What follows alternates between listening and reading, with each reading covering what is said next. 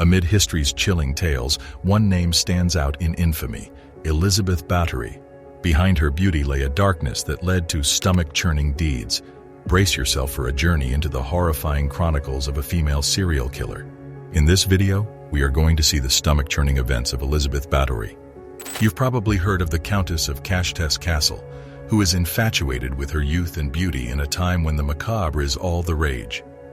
Elizabeth Bathory, one of the first confirmed female serial killers, is often cited as the inspiration for contemporary depictions of vampires. It's hard to think someone could be as vicious as the Countess, who has a horrific history of torturing and brutalizing her victims. Let history prove or disprove this horrific tale, the stomach-churning events of female serial killer Elizabeth Bathory, as some historians today do not believe it to be true. The Copernican galaxy is glad to have you. The beginnings. To better comprehend the origins of Báthory's penchant for violence, we must first explore her past. Hungarian-born Elizabeth Bathory, the name means Elizabeth the Báthory, was born on August 7, 1560, to Baron Georgi Báthory VI of the ex-Ed brand and Baroness Anna Báthory of the Somlayan branch. Mental illness and genetic diseases were common among the Báthorys and other notable noble families because of inbreeding. Her great-uncle King Stephen Báthory of Poland suffered from epileptic seizures, and two of his brothers were notorious dictators and criminals. His dad would go on sleighs in the midst of the summer. She had frequent epileptic seizures, erratic mood swings, and excruciating migraines by the time she was 4 or 5 years old. She had health issues from a young age and was also subjected to severe treatment. During this time period, it was common practice for nobles to beat their subordinates. Elizabeth witnessed the public hanging of a local gypsy who had been convicted of kidnapping and selling children into slavery when she was only 6 years old. The gypsy was surgically implanted into a horse.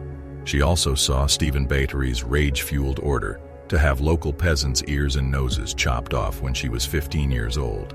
This stoked the flames of opposition to him. In 1570, when the girl was 10 years old, she was pledged to a man 5 years her senior, named Ferenc Nady. Elizabeth, the bride-to-be, was sent to her prospective mother-in-law's court to learn the ins and outs of household management 3 years before her wedding. It was said that she had an illegitimate child with a local farmer around 1574. The birth was covered up, and the baby was given to a trusted woman who was paid off to leave Transylvania and never return during Elizabeth's reign. The father of the peasants was accused of exploiting Báthory. The dogs quickly devoured him when Ferenc had him castrated, the most savage way he could think of to tell the young Báthory not to let this happen again. Freynornad, Toblu Castle, Hungarian, Verano, finally hosted a glittering wedding on May 8, 1575. The festivities lasted for 3 days, and Nadasdy presented his new bride, Countess Ferenc, with the Gothic castle of Kestes and the neighboring villages as a wedding gift. Both individuals called the Nadasdy family's Sarvar mansion home. The union of these two powerful houses strengthened their ties to both Transylvania and the Kingdom of Hungary. Since the castle was inhospitable in the winter, the Blood Countess didn't spend much time there, but she was rewarded for her nuptials. What a fantastic present, a castle that no one can live in. Wedded bliss. The couple had 5 kids between them, a young bride and an ambitious though ruthless husband. Anna, born in 1585, Ursolia, born in 1590, Catalan, born in 1594, Paul, born in 1597, Andras, born in 1598, and perhaps also Miklos and Georgi, whose birth years are unclear. Like their mother, the children had been brought up by the governances. Nadasdy, unlike his future wife, Countess Ferenc, was illiterate. He'd spent a lot of time on the battlefield, so he knew military strategy inside and out. Elizabeth oversaw the administration of their vast estates and the upkeep of their territory's numerous hamlets. The castle that Nadasdy and Elizabeth shared is reputed to have been the scene of many horrors. Historians disagree on whether Ferenc had a girl confined, doused in honey, and attacked by insects for Báthory's amusement. He is also reported to have given the Countess a pair of clawed gloves, which she used to punish erring servants. Aunt Clara allegedly further corrupted Elizabeth by introducing her to shady parties of the carnal eye variety and a group of sorts, witches and alchemists. Count Inhuman Nutty, the Black Knight of Hungary, died suddenly in battle after a long and happy 29 years with his beloved. No one knows for sure what killed her husband, and some have even blamed Elizabeth for his illness. The ailment that killed the Count is still unknown, but it is known that the Count suffered from agony in his lower limbs for at least 2 years before he lost the use of his limbs and died. He left his estate and widow to Georgie before he passed away. Elizabeth toured Europe extensively before settling down at Countess Castle, which she had remodeled in a lavish Renaissance style. Her brother Stephen died on her travels, leaving her his Devon Castle, a key point on the Austrian border, a year after she lost her husband in the contest. Despite never receiving cash, the widow sold the estates to get out of a sticky situation. According to some stories, Báthory's violence escalated following the death of her husband, and her bloodlust was motivated by a need to avoid death and preserve her youth.